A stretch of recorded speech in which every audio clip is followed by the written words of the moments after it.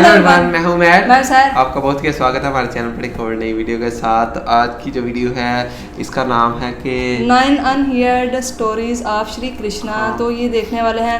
हमने सोचा कि भाई महाभारत तो हम बना ही रहे हैं, लेकिन हम कुछ ऐसी वीडियोस भी लाएं जिससे हमें और ज़्यादा इन्फॉर्मेशन मिल पाए।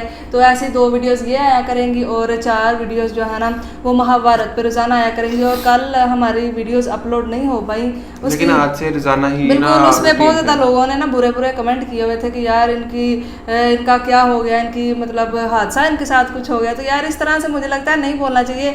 कुछ कभी फैमिलीज में प्रॉब्लम बन ही जाती है, नहीं भी आती है एक दिन वीडियो, तो इस तरह से बुरे कमेंट्स करके किसी को हर्ट नहीं करना चाहिए मुझे लगता है। तो वीडियो आज की जो है ना इसमें काफ़ी ज़्यादा श्री कृष्णा जी जो है ना उनके बारे में इंफॉर्मेशन मिलने वाली है। तो प्लीज़ इस वीडियो के अंत तक जरूर देखा, चैनल को सब्सक्राइब कीजिएगा। तो देखते हैं आज वीडियो। चलिए Pranam, my name is Akshat Gupta. I am a full-time house husband, part-time author, screenwriter, poet and lyricist. मैं आज आपको कुछ कहानियाँ सुना रहा हूँ जो कम लोगों को पता होगी, कृष्ण से रिलेटेड, पुराणों से रिलेटेड, हमारे एंशिएंट स्क्रिप्चर से रिलेटेड।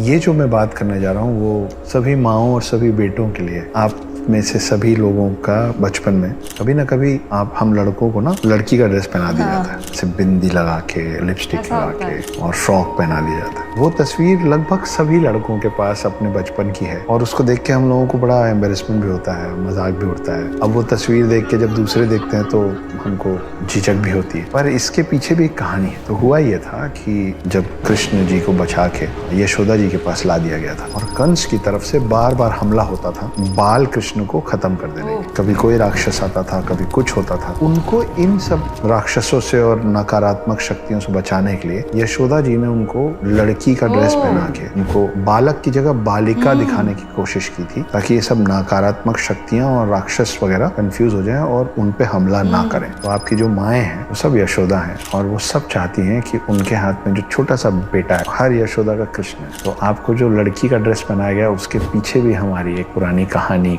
है, जिसकी वजह से हमारे साथ वो मजाक किया जाता है, प्यारा सा मजाक। जब आप शादी करें या आपके आसपास जो भी बेटा हो, जो भी लड़का हो, उसको एक बार ऐसे सजाइएगा जरूर। ये वैसी वाली बात है कि जो हम बच्चों को काला टीका लगाते हैं ना, ये किसी की नजर ना लगे, तो ये उस तरीके की एक चीज है कि एक बार ऐसा कर देने नकारात्मक शक्तियों से हम लोगों का बचाव हो जाता है। अच्छी इन्फॉर्मेशन। तो आप लोगों ने कृष्ण जी के बारे में सुना होगा कि माखन चोर थे, माखन चोर थे, है ना। अपने सब ग्वाले दोस्तों के साथ मक्खन चुराते थे, सब लोग मक्खन खाते थे। एक और छोटी सी चीज है कि कृष्ण जितना मक्खन खाते थे, लेकिन जितना चुराते थे उसमें से मक्खन का बहुत बड़ा हिस्सा बंदरों में बांट देते थे। वो इसलिए क्योंकि बाल कृष्ण को भी पता था शुरू से कि वो कौन है, और उनको याद था कि पिछली बार विष्णु अवतार राम बन के जब वो आए थे तो सीता को ढूंढने के लिए बंदरों ने उनका बहुत साथ दिया। तो उस कृतज्ञता में, उस थैंक्स गिविंग में, बचपन में ये जो माखन चोर है आपका और मेरा, वो मक्खन का बहुत बड़ा हिस्सा रॉबिन हुड टाइप्स बंदरों में बांटा करता था। तो कृष्ण जी की जो ट्रेनिंग हुई थी वो उसका एक बहुत बड़ा हिस्सा उज्जैन में हुआ था। उज्जैन में एक ऋषि होते थे, ऋषि सांदीपनी। यहीं पे इनकी दोस्ती सुदामा से भी हुई थी। बलराम, कृष्ण, सुदामा, ये सब लोग इस उज्जैन के इस आश्रम में होते थे। जब उनकी पूरी ट्रेनिंग खत्म हुई, जाने के पहले वो ऋषि सांदीपनी के पास गए और बोले आप मुझसे गुरु दक्षिणा मांगिए। सांदीपनी बोले कि मुझे कुछ नहीं चाहिए, क्या ही मांग। तो कृष्ण जी ने उनसे कहा कि अगर मैं बिना गुरु दक्षिणा दिए आपके पास से चला जाऊंगा तो वो मेरे ऊपर एक भार रह जाएगा, तो जो आपको मांगना है मांगिए, मैं आपको दूंगा। तो सांदीपनी ने बोला कि मेरा एक बेटा था, वो खेलते खेलते समंदर के पास गया और चला गया, समंदर ने उसको निकाल लिया। ला सको तो मेरा वो बेटा वापस ला दो। तो हम लोगों को एक कहानी ये पता है कि कृष्ण जी कालिया नाग से लड़ने के लिए पानी के अंदर गए थे, लेकिन उसके अलावा भी एक बार वो पानी के अंदर गए थे। उन्होंने समंदर को, सागर को ललकारा, बाहर आए और उन्होंने बताया कि एक शंखासुर नाम का एक राक्षस है जो समंदर के अंदर रहता है और जिनको भी वो कैप्चर कर लेता है उनको मारता नहीं है, उनको अपनी सेना में राक्षस बना के जोड़ लेता है, ज़ॉम्बी टाइप। जब वो अंदर पहुंचे तो उन्होंने देखा बहुत सारे और ऋषि मुनियों के बच्चे और इंसान हैं जो सब राक्षस बन गए, और तब वो अंदर जाके शंखासुर से लड़के ऋषि सांदीपनी के बेटे को वापस लेके आए गुरु दक्षिणा के तौर पे। ये एक और कहानी है जो कम लोगों को पता है। गवधान। तो हम लोगों को ये मालूम है कि राम और लक्ष्मण जो थे, राम जो थे वो विष्णु अवतार थे और लक्ष्मण जो थे वो शेषनाग थे। जब रामायण खत्म हुआ, राम और लक्ष्मण ऊपर गए, तो शेषनाग ने एक शिकायत की विष्णु जी से। उन्होंने कहा कि मुझे आप छोटा भाई बना के लेके गए और मेरी कोई बात ही नहीं सुनी आपने, क्योंकि मैं छोटा भाई था, मैं आपसे लड़ ही नहीं पाता था, आपको जो मन में आता था आप करते थे। तो विष्णु जी ने बोला कोई बात नहीं, अगली बार चलेंगे तो तुम बड़े भाई बन जाना। समय बीता, द्वापर युग शुरू हुआ और फिर विष्णु अवतार कृष्ण आए। कृष्ण के बड़े भाई थे बलराम। जो बलराम थे वो फिर शेषनाग थे और कृष्ण जो थे वो विष्णु अवतार थे। कृष्ण की जो दादी थी उनका नाम था मारीशा और कृष्ण की एक सौतेली माँ थी जिनका नाम था रोहिणी। रोहिणी के पुत्र थे बलराम और रोहिणी और मारीशा जो थे वो नाग जनजाति से आते थे, क्योंकि बलराम जो थे वो शेषनाग थे, तो उनको नाग जनजाति से ही आना था इस पृथ्वी में। लिखित में है कि कृष्ण जी कैसे दिखते थे, उनकी आंखें कैसी थी, उनका नाक कैसा था, वो मुस्कुराते कैसे थे, उनका रंग कैसा था। आपको पता है जो पहली बार कृष्ण को शब्दों में बयान किया गया था, शब्दों में वर्णित किया गया था, वो किया था उत्तरा ने। उत्तरा कौन थी? उत्तरा थी अर्जुन के पुत्र अभिमन्यु की पत्नी। और उत्तरा ने जो लिखा था कि कृष्ण कैसे थे, कैसे दिखते थे, उनका रूप जिन शब्दों में उन्होंने वर्णित किया था, उन शब्दों के आधार पर कृष्ण की छवि बनाई गई, उनको उकेरा गया। वो किया था वज्रनाभि ने। वज्रनाभि कौन थे? नए नए नाम है ना। वज्रनाभि थे कृष्ण के परपोते, ग्रेट ग्रैंडसन। और वो किस बेसिस पर बनाई थी? उस आधार पे जो उत्तरा ने कृष्ण के बारे में लिखा था। तो आज आप जितनी तस्वीरें देखते हैं कृष्ण की और जितना कुछ कृष्ण के बारे में पढ़ते हैं, उसका पहला उल्लेख in writing done by Uttara and पहली तस्वीर जो बनी थी वो वज्रनाभि ने बनाई थी। उसी की सारी कॉपीज बन रही है जो आप और मैं अब देखते हैं। इतनी ज्यादा रियलिटीज हैं यार, पता ही नहीं। आप लोगों को पता है कृष्ण जी को ज्यादातर जगह जैसे चित्रित किया गया है, जैसे वर्णित किया गया है, जैसे उनके बारे में बात बताई गई है, जिस तरीके से उनको दिखाया गया, हर चीज थोड़ा आर्टिस्टिक थी। चलने का तरीका, बात करने का तरीका, मुस्कुराने का तरीका। यही कृष्ण जो गोपियों के इतने प्यारे थे, बड़े नाजुक से थे, बड़े कोमल स्वभाव के थे, वही जब युद्ध में उतरते थे तो उनका शरीर चौड़ा हो जाता था, उनका शरीर वज्र जैसा कठोर हो जाता था। वो जिससे लड़ने जाते थे वो उसके जैसे और उससे भी बड़े हो जाते। वज्र समझते हैं ना, पत्थर से ज्यादा कठोर हो जाता था उनका शरीर। तो वही कृष्ण जब प्रेम में होते थे तो बिल्कुल फेमिनाइन होते थे और वो जब युद्ध में उतरते थे तो बहुत ही ज्यादा मस्कुलाइन हो जाते थे। ये उनकी एक शक्ति थी जिसके बारे में हम लोगों ने कम सुना है। आजकल एक नई बात चल रही है हमारे भगवानों के बारे में। वो ये है कि तुम्हारे भगवान तो बड़े कमज़ोर थे, तुम्हारे भगवान रोने लग जाते थे, अपनी पत्नी को नहीं बचा पाते थे।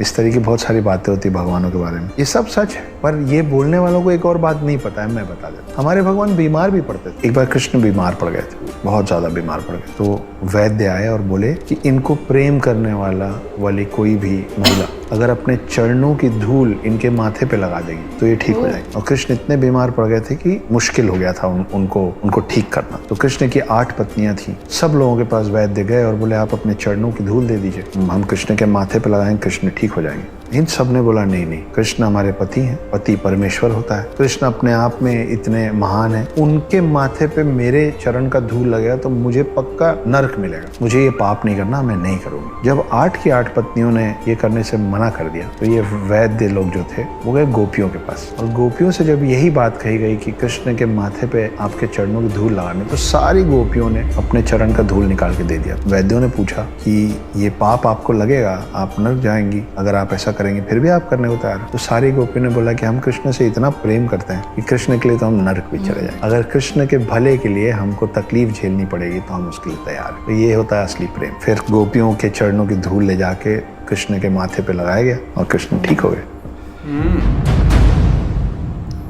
कृष्ण जी के बारे में बहुत सारी चीज़ें बहुत सारे लोगों ने अलग अलग तरीके से लिखी। एक अजीब सी बात यह है कि पुरानी जितनी भी चीज़ें कृष्ण के बारे में लिखी हुई हैं, राधा का कहीं जिक्र नहीं। राधा का जिक्र बहुत बाद में आना शुरू हुआ है लेखन में। उसमें से एक लेखनी है जो कविताओं में पूरा कृष्ण के बारे में सब कुछ लिखा हुआ है। उस लेखनी का नाम है गीत गोविंद। ये लिखा था जयदेव ने। जयदेव बहुत बड़े भक्त थे कृष्ण के। तो एक बार हुआ यूं कि जयदेव बैठ के कृष्ण पे कविताएं लिख रहे थे, उन्हें उनकी कहानी गढ़ रहे थे कविताओं में। और एक प्रसंग आया उनके मन में। वो प्रसंग ये था कि राधा पूरी तैयार होके कमरा सजा के बैठी हुई थी, कृष्ण के आने का इंतजार कर रही थी। जब कृष्ण आए और राधा उनके पास गई तो कृष्ण के कंधे पे किसी और युवती का बाल था। ये बात राधा को इतनी तकलीफ दी कि उसके बाद राधा कृष्ण से कभी मिली नहीं। जब ये बात जयदेव को लिखनी थी तो जयदेव को समझ ही नहीं आ रहा था कि मेरे आराध्य हैं ये, मैं इनका भक्त हूँ, मैं इनकी इतनी पूजा पूजा करता हूँ, मैं ऐसी बात इनके बारे में कैसे लिखूँ जिसको राइटर्स ब्लॉग बोलते हैं हमारे भाषा में। वो सोचते रहे, उनको लगा मैं ये नहीं लिख पाऊंगा, मैं ये नहीं लिख सकता। उन्होंने सोचा लेट्स टेक अ ब्रेक। उन्होंने अपनी पत्नी को बोला कि मैं नहा के आता हूँ, मेरे लिए खाना तैयार कर देना। जयदेव चले गए। पत्नी मान के चल रही थी कि 1 घंटा लगेगा, जाएंगे, नहाएंगे, लौटेंगे, लेकिन 10 मिनट में जयदेव वापस आ गए। पत्नी देख के चौंक गई। पत्नी बोली कि अरे आप इतनी जल्दी वापस आ गए, कैसे, खाना लगा दूं? तो जयदेव ने बोला कि हाँ, मुझे समझ में आ गया कि मुझे वो शब्द मिल गए जिन शब्दों में मैं वो कविता लिखूंगा, जिसमें मैं इस बात का वर्णन करूंगा कि कैसे राधा ने कृष्ण के कंधे पे बाल देखा किसी और युवती का और नाराज हो गई। वो बैठे, वो लिखे, तब तक खाना लग गया। उन्होंने फटाफट कविता में इस बात को ढाला, वापस जाके बैठे, खाना खाए। जयदेव के खाना खाने के बाद उसी थाली में बचा कुचा और डाल के खाना खाती थी। मतलब कुल मिला के जयदेव का जूठा खाती थी प्रेम में। जयदेव खाना खत्म करने के बाद उठे और बोले कि मैं फिर से नहा के आता हूँ। पत्नी को कुछ समझ में नहीं आया। जयदेव उठ के गए, पत्नी उसी थाली में बैठ के खाना खाने लग गई। 5 मिनट बाद जयदेव वापस आ गए और बोले कि बहुत जोर से भूख लगी प्रिय, खाना लगाओ। पत्नी परेशान, बोले आप अभी तो खाना खा के गए। जयदेव ने बोला मैं खा के गया, मैं तो 1 घंटे पहले नहाने गया था, नहा के अब लौट रहा हूँ। तब उनको और उनकी पत्नी को समझ में आया कि जब जयदेव नहाने गए हुए थे तो पीछे से कृष्ण आके अपने भक्त की मदद करके चले गए थे। कृष्ण जयदेव का रूप लेके आए, वो चीज जो जयदेव अपने हाथ से नहीं लिखना चाहते उसको कृष्ण ने कविता में ढाला। तब तक पत्नी ने खाना लगा दिया था तो उनकी अपने भक्त की पत्नी का निरादर नहीं करना चाहते थे, इसलिए बैठ के खाना खाए। और तब जयदेव को समझ में आया कि मेरे आराध्य जिनका मैं इतना बड़ा भक्त हूँ, जिनको मैं कभी नहीं देखा, वो दर्शन देके चले गए मेरी पत्नी को, और मेरी पत्नी जिस थाली में खाना खा रही है वो कृष्ण का जूठा खा रही है। और उस दिन के बाद जयदेव अपने पूरे जीवन अपनी पत्नी के थाली में अपनी पत्नी के बचे हुए जूठन से अपना पेट भरे और अपनी पत्नी का चरण स्पर्श किए, क्योंकि पत्नी वो हो गई थी जिन्होंने कृष्ण के दर्शन कर लिए थे। आप लोगों ने 3 इडियट्स देखी है? मैंने देखी है, बहुत अच्छी फिल्म है। इसमें आमिर खान का जो रोल है, जब वो कॉलेज में होते हैं तो उनका नाम होता है रणछोड़ दास श्यामल दास छाछड़, याद है? रणछोड़ जो नाम है वो भी कृष्ण का एक नाम है, और ये नाम उनको इसलिए मिला था क्योंकि वो रण को छोड़ के भाग गए थे। ये सच है। तो हुआ ये था कि जब जरासंध ने हमला किया था कृष्ण की नगरी पे, तो कृष्ण ने ये निर्णय लिया कि ये लड़ने का वक्त नहीं है। तो सारे जो यादव थे, जो बहुत अच्छे लड़ाकू थे, योद्धा थे, वो रणभूमि छोड़ के जाना नहीं चाहते थे। उन्होंने कहा हम लड़ेंगे, भले हम लड़ते लड़ते मर जाएंगे, लेकिन हम अपनी भूमि के लिए, अपने राज्य के लिए लड़ेंगे। और तब कृष्ण जी ने कहा था कि हमेशा युद्ध ही एकमात्र जरिया नहीं होता है। अगर हमेशा सब लड़ते ही रहेंगे तो प्रोग्रेस कब करेंगे, आगे कैसे बढ़ेंगे अगर लड़ के मर जाएंगे। तो ये जो शक्ति है अपने अंदर और ये जो कर्मठता है, इसको सिर्फ युद्ध में मत गवाओ। Progress, be progressive, and if you want to progress you will have to stop fighting. इस कहानी में मजा आया? अगर मजा आया तो ऐसी ही और अनसुनी जी तो गाइस, ये थी आज की वीडियो। तो यार बहुत ज़्यादा इन्फॉर्मेशन थी यार, बहुत ही ज़्यादा। बिल्कुल, हमें तो बिल्कुल कुछ भी नहीं पता है। कृष्णा जी के बारे में तो हमें बिल्कुल भी नहीं था पता। वो इनके भाई जो, जैसे हमने वीडियोस में जिक्र भी किया था कि इनके जो भाई हैं, भाई मतलब बलराम जो इनके भाई हैं, बड़े भाई हैं। हाँ, हमें ये लगता था, मैं तो यही सोचती थी कि शायद इनके दोस्त हैं वो, क्योंकि मुझे पता ही नहीं था कि यार हाँ, तो उनके मतलब सौतेले भाई हैं, लेकिन वो उनके भाई हैं। तो शीशनाग का वो रूप है, वो भी जो बलराम है ना, वो उनका भी, ये हम महाभारत देख रहे हैं, थोड़ा सा उनका रोल आया था। वो जब बचाने के लिए गया था, ये जो होते हैं ना, इनकी जब शादी हो रही होती है तो वो तब बचाने के लिए आते हैं, तब थोड़ा सा भी रोल है। क्योंकि महाभारत जो है वो मतलब जो युद्ध हुआ था महाभारत, उसके हवाले से है। तो अगर कृष्णा जी का हम कुछ मतलब सीरीज देखें तो उसमें ज्यादा अलग से होता है ना, जैसे कि ये बिल्कुल पूरी हो ही उनके बारे में। महाभारत जैसे देख रहे हैं, ये इनके बारे में है कि अर्जुन कैसे पैदा हुआ, कैसे फिर बड़ा हुआ, ये किस तरह से उन्होंने सारे, हाँ, तो बिल्कुल अभी श्री कृष्णा जी का मतलब उन्होंने इतनी ज्यादा इन्फॉर्मेशन दी कि यार मतलब होता है ऐसा कि जो हम मतलब बचपन में ना हमारे माँ बाप होते हैं, लड़के जो खासतौर पे उनको लड़कियों का शौक होता है, मतलब जो माँ बाप होते हैं तो उनको लड़कियां बना देते हैं कुछ टाइम के लिए, या मतलब इस तरह से। तो वो भी उन्होंने बताया कि क्यों इस तरह से होता है कि बचपन में जो कृष्णा जी थे ना, तो उनको बचाने के लिए उनको उनकी माँ ने इस तरह से लड़की बनाया था। और फिर मक्खन का भी उन्होंने, पता नहीं वो देखेंगे, अभी ये नहीं पता कि वो कौन राक्षस थे, कि क्या लड़ाई होती थी उस टाइम पे, या क्या था। बिल्कुल इनकी ये अभी हिस्ट्री के बारे में सही से हाँ, पता नहीं है इतना ना। नहीं ना अभी, लेकिन जितना भी उन्होंने बताया हाँ, ये काफी काफी ज्यादा ज्यादा interesting सा, ये information कभी मिली है सुनी कि नहीं यार वैसे ये कभी मैंने। हमने सुना। और मक्खन के बारे में भी उन्होंने बताया कि जो मक्खन सारा लेके जाते वो खुद नहीं थे खा जाते, ये वो वाली उनके मक्खन साथ- वाली तो बात सभी को पता होगी, क्योंकि वो हमने कार्टून्स या फिल्मों वगैरह मक्खन वो में खाते हैं ये तो पता था, लेकिन यार वो मक्खन अपना जो है वो उनके साथी वो जो उनको भी बंदर हाँ, होते थे ना, उनको बंदरों भी को खिला काफी देते ज्यादा। थे। तो उन्होंने बताया कि वो क्यों इस तरह से करते थे। क्योंकि आपको वो पता है पिछला कि जो हाँ, सिया के राम था, सिया मतलब जन्म उनका पहले हुआ था ना, उसमें उन्होंने बहुत ज़्यादा उनकी हेल्प की थी सीता जी को ढूंढने में उनके। तो इस वजह से अभी उनका मतलब जो बंदर है ना उनके साथ बहुत ज़्यादा लगाव था उनके। और इसके अलावा भी कितना ज़्यादा कुछ उन्होंने हमें बताया जिससे हमें बहुत ज़्यादा इनके बारे में। और उनकी कितनियाँ पत्नियाँ भी थी। मुझे तो ये था अभी ना उनकी एक शादी हुई है महाभारत में, मुझे लगता है शायद उनकी एक ही वाइफ थी, ये वो लेकिन काफी नहीं, ज्यादा 8 आठ बता वाइफ रहे हैं, उनकी पता नहीं वो रही कौन कौन सी हैं, अभी तो हमें हालांकि महाभारत में जो राधा जो है ना मतलब उनके बारे में, राधा जी उनके बारे में ज्यादातर हमने सुना हुआ है, लेकिन इनकी जो अभी महाभारत में शादी उनका नाम तो कुछ और है ना, रुक्मणी जी है हाँ उनका रुक्मणी नाम। जी या उनका नाम तो पता नहीं यार हाँ, अभी देखेंगे तो अभी महाभारत में भी क्या क्या वो आगे हाँ, दिखाते तो हैं इनके फिर बारे हमें में। और भी ज्यादा काफी इन्फॉर्मेशन इंटरेस्टिंग है मिलेगी। वाली लेकिन यार बहुत ज्यादा अच्छा लगा इनके बारे में सुन के, इनकी पावर भी काफी ज्यादा थी इनमें। तो वीडियो कैसी लगी प्लीज बताएगा, चैनल को सब्सक्राइब कीजिएगा। फिर मिलता है कौन वीडियो।